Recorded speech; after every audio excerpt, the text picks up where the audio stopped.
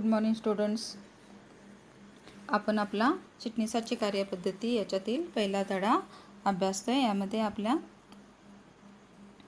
स्थिर भांडवल म्हणजे काय व स्थिर भांडवलाच्या आवश्यकतेवर परिणाम करणारे घटक कोणकोणते आहेत त्याचा अभ्यास करून झालेला आहे. त्याच्यानंतरचा आपला पुढचा पॉईंट आहे खेळते भांडवल म्हणजे काय आणि खेळत्या भांडवलाच्या आवश्यकतेवर परिणाम करणारे घटक आज आपण अभ्यासणार आहोत. खेळते भांडवल हे व्यवसाय संघटनेचे असे भांडवल असते जे व्यवसायाच्या दैनंदिन कार्यासाठी वापरले जाते. जे व्यवसायाचं दैनंदिन कार्य पूर्ण करण्यासाठी ज्या भांडवलाचा वापर केला जातो त्याला खेळते भांडवल असं म्हटलं जातं. मग संकुचित अर्थाने खेळते भांडवल म्हणजे चालू मालमत्ता व चालू दायित्व यामधील फरक होय.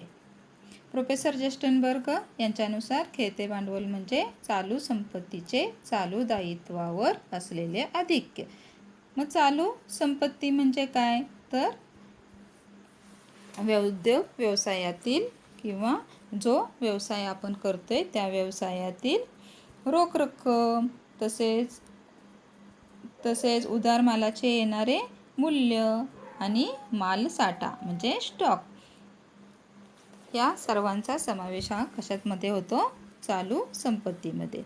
आणि या चालू संपत्तीमधून जे चालू दायित्व जे आहे ते वजा केल्यानंतर जे शिल्लक राहते त्याला काय म्हटलेलं आहे तर खेळते भांडवल असं म्हटलेलं आहे. काही वेळेला याला निव्वळ खेळते भांडवल नेटवर्किंग कॅपिटल किंवा अभिसरण भांडवल सर्क्युलेटिंग कॅपिटल असेही म्हणतात. तसेच ग्रॉस वर्किंग कॅपिटल एकूण खेळते भांडवल असेही म्हटलं जातं. खेळत्या भांडवलाच्या आवश्यकतेवर परिणाम करणारे घटक याचा आपण अभ्यास करतोय. यामध्ये खेळते भांडवल कोणत्या व्यवसायाला किती प्रमाणात लागेल यासाठी काही नेमकी किंवा अचूक काही ठरलेले सूत्र नाही आहेत किंवा मानके नाही आहेत की हे असंच असतं. व्यवसाय ज्या आर्थिक वातावरणात कार्यरत आहे तसेच इतर अनेक गोष्टीचा विचार करून खेळत्या भांडवलाचे प्रमाण निश्चित केले जाते. ज्या परिस्थितीमध्ये आपला व्यवसाय सुरू आहे त्या परिस्थितीचा आणि त्या परिस्थितीत इतर घटकांचा समावेश करून खेळत्या भांडवलाची आवश्यकता आपण ठरवू शकतो. यामध्ये पहिला पॉईंट आहे व्यवसायाचे स्वरूप. ज्या वेळेला व्यवसायाचे स्वरूप हे काय आहे खेळत्या भांडवलाच्या आवश्यकतेवर परिणाम करणारा एक घटक आहे. मग व्यवसायाच्या स्वरूपामध्ये बघा जर व्यवसाय आपला हा दैनंदिन वापराच्या वस्तूंच्या उत्पादनामध्ये जर गुंतलेला असेल तर अशा वेळेला आपल्याला किंवा तुलनेने कमी प्रमाणात खेळत्या भांडवलाची आवश्यकता भासत असते. कारण दायित्वाची काळजी घेण्यासाठी संस्थेत सतत व पुरेसा रोख रकमेचा ओघ चालू असतो. देणी देण्यासाठी आपल्याला आपल्या संस्थेमध्ये सतत आणि पुरेसा भांडवलाचा योग किंवा रोख रकमेचा ओघ हा सुरू असतो. कारण दैनंदिन वापराच्या वस्तू ह्या सतत विकल्या जात असतात आणि आपल्याला लागणारी पैशाची गरज ही पूर्ण होत असते. त्याचप्रमाणे सार्वजनिक उपक्रमामध्ये ग्राहकाकडून रोख रकमेचा ओघ सतत सुरू असल्यामुळे खेळत्या भांडवलाचे प्रमाण खूप कमी असते. सार्वजनिक उपक्रम म्हणजे कोणते तर रेल्वे, पोस्ट, वीज, बँका यासारख्या ज्या सार्वजनिक सेवा प्रदान करणाऱ्या संस्था आहेत किंवा उपक्रम आहेत अशा उपक्रमामध्ये पैशाचा ओघ हा सतत सुरू असतो. त्यामुळं अशा ठिकाणी खेळत्या भांडवलाची कमी प्रमाणात आवश्यकता भासत असते. याउलट जर आपला व्यवसाय चैनीच्या वस्तूंच्या लक्झरीज गुड्सच्या उत्पादनात वस्तूंचे उत्पादन करत असेल उदाहरणार्थ मोटर कार, घड्याळे, मोबाईल यासारख्या चैनीच्या वस्तूंचं उत्पादन करत असेल तर अशा वस्तूंची मागणीमध्ये सातत्य असत नाही. त्यामुळे अशा वस्तूंच्या उत्पादनासाठी खेळत्या भांडवलाची मोठ्या प्रमाणावर आवश्यकता भासत असते. त्याचप्रमाणे वस्तूंचं वितरण करणाऱ्या ज्या संस्था आहेत, अशा संस्थांना सुद्धा खेळत्या भांडवलाची मोठ्या प्रमाणावर आवश्यकता भासत असते. म्हणजे आपण बघा, माल आणायला जात असतो, मग आपण माल कुणाकडून घेत असतो, तर किरकोळ व्यापाऱ्यांच्याकडून घेत असतो. पण ज्या ठिकाणाहून मालाचं उत्पादन झालेलं आहे, त्या ठिकाणापासून त्या किरकोळ व्यापाऱ्यापर्यंत माल येईपर्यंत बऱ्याच जणांचा समावेश त्यामध्ये होत असतो. घाऊक व्यापारी किंवा उत्पादक हे तो माल तिथंपर्यंत पोहोचवण्यासाठी आणि तो मालाचा साठा करून ठेवण्यासाठी भरपूर प्रमाणात काय करत असतात की पैसे खर्च करणे आवश्यक असतं. त्यामुळं मोठ्या प्रमाणावर त्यांना खेळत्या भांडवलाची आवश्यकता भासत असते. त्याचप्रमाणे जर ग्राहकांना अशा ज्या लक्झरीज गुड्स आहेत, त्या वस्तूंच्या विक्रीसाठी ग्राहकांना आकर्षित करण्यासाठी त्यांना जाहिरातीवरही मोठ्या प्रमाणावर खर्च करणे आवश्यक आहे. आपण टी व्हीवर एकाच वस्तूच्या वेगवेगळ्या जाहिराती बघत असतो. त्यामुळे अशा आपल्या वस्तूची जाहिरात कशी चांगली होईल व आपल्या वस्तूचा खप कसा वाढेल याकडे प्रत्येक व्यवसाय काय करत असतो. यासाठी प्रत्येक व्यवसाय हा प्रयत्नशील असतो. त्यामुळं अशा व्यवसायांना मोठ्या प्रमाणावर खेळत्या भांडवलाची आवश्यकता भासत असते.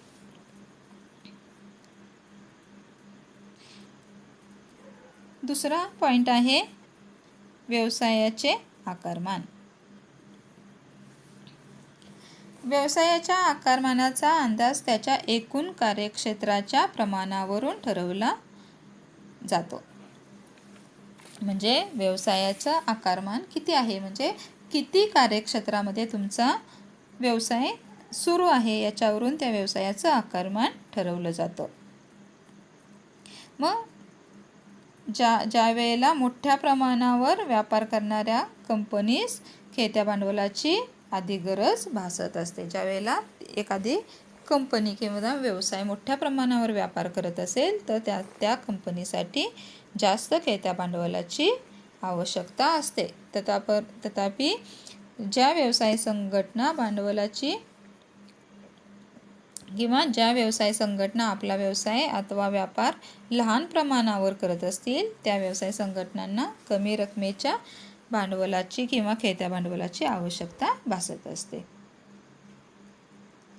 तिसरा महत्त्वाचा पॉईंट आहे विक्रीचे प्रमाण. विक्रीचे प्रमाण हा अतिशय महत्त्वाचा घटक आहे, कारण विक्रीचे प्रमाण आणि खेळते भांडवल यांचा काय आहे, परस्पर एकमेकांशी थेट संबंध येत असतो. जर विक्रीचे प्रमाण जास्त असेल तर त्याच प्रमाणात खेळते भांडवल उपलब्ध करून द्यावे लागत असते. कारण जर आपल्या वस्तूंची विक्री ही सतत होत असेल तर तेवढ्या प्रमाणातच त्या वस्तूचं उत्पादनही होणं आवश्यक असतं. त्यामुळे व्यवसायामध्ये खेळते भांडवल ही तेवढ्याच प्रमाणावर उपलब्ध होणं आवश्यक आहे. पुढचा पॉईंट आहे उत्पादन चक्र. उत्पादन चक्र म्हणजे काय, तर कच्च्या मालाचे रूपांतर तयार वस्तूमध्ये करण्याच्या प्रक्रिया जी आहे त्याला उत्पादन चक्र असं म्हटलं जातं. म्हणजे कच्च्या मालापासून तयार वस्तू बनवण्यापर्यंतचे जे प्रक्रिया आहे त्याला उत्पादनाचे चक्र असं म्हटलं जातं. मग हे उत्पादनाचं चक्र जर जास्त प्रमाणात किंवा मोठं असेल किंवा जास्त कालावधी एखाद्या वस्तूचं उत्पादन करण्यासाठी लागत असेल तर अशा वेळेला मोठ्या प्रमाणावर खेळत्या भांडवलाची आवश्यकता असते. याउलट जर उत्पादन चक्र कमी असेल किंवा छोट्या कालावधीचं असेल तर खेळते भांडवल कमी प्रमाणात लागत असतं. त्याच्यानंतरचा पॉईंट आहे व्यापारी चक्र. जेव्हा बाजारात तेजी असते तेव्हा विक्रीच्या एकूण प्रमाणात वाढ होत असते. बाजारात ज्या वेळेला तेजी किंवा तेजीची परिस्थिती असते त्यावेळी वस्तू आणि सेवा यांची मागणी आणि विक्री काय होते असते, वाढत असते. यासाठी उद्योजकांना वस्तू व सेवा यांचे उत्पादन आणि साठा वाढवावा लागतो. ज्यावेळेला आपल्या वस्तूला मागणी आहे त्यावेळेला आपोआपच आपण त्या वस्तूचं उत्पादन वाढवतो आणि पुरवठा वाढवल्यामुळे आपल्याला त्या प्रमाणामध्ये खेळते भांडवल आवश्यक असणं व्यवसायामध्ये गरजेचं असतं. याउलट बाजारात ज्या वेळेला मंदी येते तेव्हा वस्तू आणि सेवा यांची मागणी व विक्री काय होत असते, कमी होत असते. आता बघा आपल्या देशामध्ये किंवा जगामध्येच कोरोनासारख्या महाभयंकर रोगाचं थैमान सुरू आहे आणि अशा वेळेला सर्व उद्योग व्यवसाय हे काय आहेत, बंद आहेत. कुणालाच रोजगार नाही. मग अशा वेळेला पूर्ण व्यवसाय बंद असताना खेळते भांडवल लागते का, नाही, कुठल्याच व्यवसाय सुरू नाही, त्यामुळं भांडवलाची आवश्यकताच नाही. अशा वेळेला आपल्या देशामध्ये मंदीची परिस्थिती आहे तर आपल्याला लक्षात येते की अशा त्या कंपन्यांना खेळते भांडवलाची आवश्यकता एकदम कमी किंवा लागतच नाही आहे.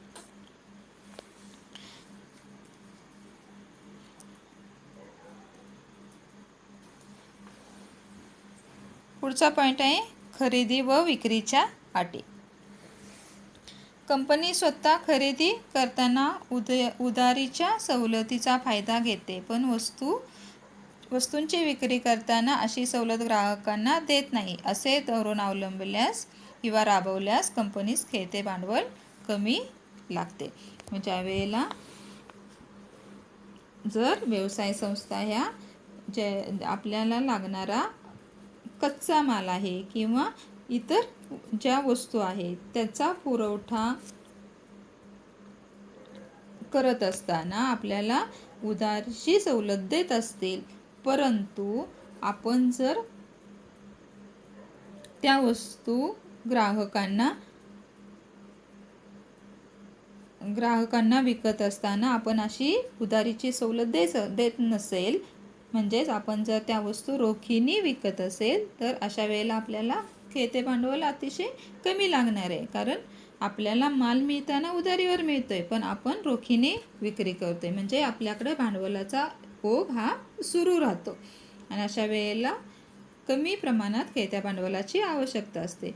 या उलट ज्या वेळेला आपण असा कच्चा माल किंवा काही ज्या वस्तू आपल्या व्यवसाय उत्पादन करण्यासाठी लागणार आहेत या रोखीने खरेदी करत असेल आणि आपण जर आपला तयार माल जो आहे तो उधारीवर विकत असेल तर अशा वेळेला आपल्याला मोठ्या प्रमाणावर खेळत्या भांडवलाची आवश्यकता लागत असते.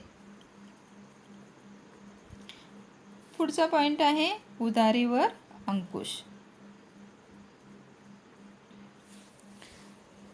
उधार विक्रीचे प्रमाण, अटी, वसुलीचे धोरण इत्यादी उधारीवरील नियंत्रणाचे मुख्य घटक आहेत.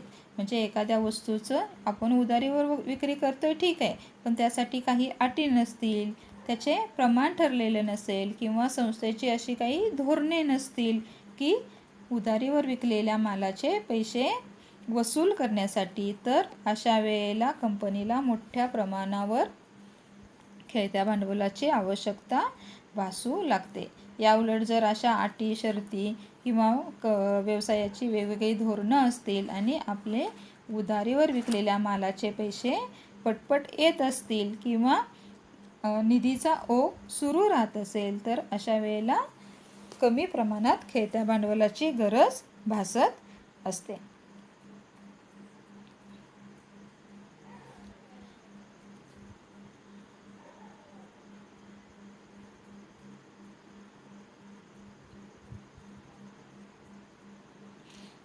मग ज्या वेळेला आपण विकलेल्या वस्तू, उधारीवर विकलेल्या वस्तूचे पैसे आपल्याला मिळत नाहीत, मग त्यावेळेला कंपनीमध्ये बुडीत कर्जाचे प्रमाण वाढण्याची शक्यता असते आणि त्यामुळं आपल्याला जास्त प्रमाणावर खेळत्या भांडवलाची गरज ही भासू शकते.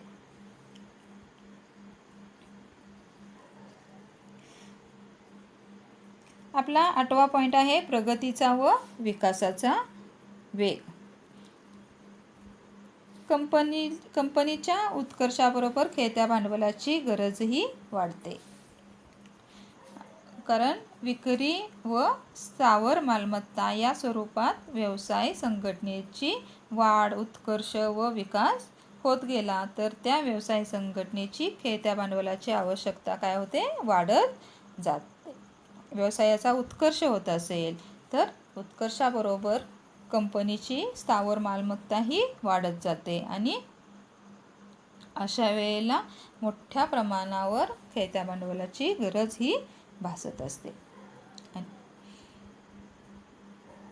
9वा पॉईंट आहे व्यवस्थापनाची कुवत. व्यवसाय संघटनेच्या उत्पादन विभाग व विक्री विभाग यामध्ये जर योग्य समन्वय असेल तर त्या व्यवसाय संघटनेची खेळत्या भांडवलाची आवश्यकता कमी होते.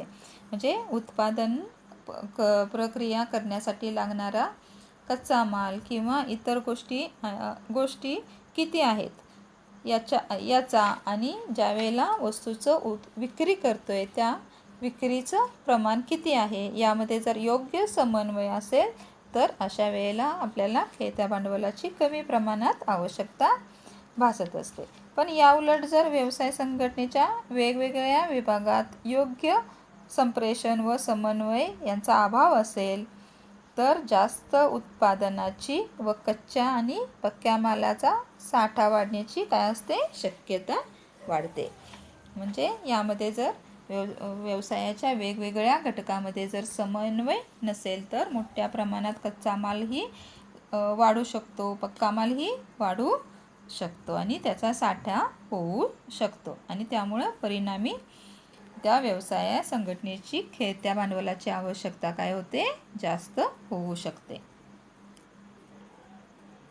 आणि याच्यातून आपला शेवटचा पॉईंट आहे बाह्य घटक.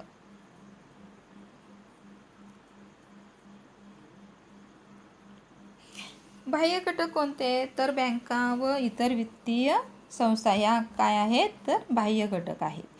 मग या आपल्या व्यवसायाला लागणारा जो निधी आहे तो निधी जर या बाह्य घटकाकडून, बँकाकडून किंवा वित्तीय संस्थाकडून आपल्याला हवा त्या वेळेला जर मिळत असेल, म्हणजे कर्जाऊ मिळत असेल तर त्याची खेळत्या भांडवलाची आवश्यकता कमी असते. पण याउलट जर बँकांनी व इतर वित्तीय संस्थांनी व्यवसाय संघटनेस वेळच्या वेळी कर्जाऊ रक्कम पुरवली नाही तर त्यांची खेळत्या भांडवलाची आवश्यकता काय होऊ शकते? वाढू शकते. विद्यार्थी मित्रांनो, या ठिकाणी आपला हा पॉईंट संपलेला आहे. याच्यावरती तुम्हाला प्रश्न लिहायचा आहे. खेळते भांडवल म्हणजे काय आणि खेळत्या भांडवलाच्या आवश्यकतेवर परिणाम करणारे घटक स्पष्ट करा. या प्रश्नाचं उत्तर तुम्हाला उद्या लिहून ठेवायचं आहे. याच्यानंतर आपला या लेसनमधला शेवटचा एकच पॉईंट राहिलेला आहे, भांडवल संरचना. हा आपण उद्या कव्हर करूया. ठीक आहे. थँक्यू.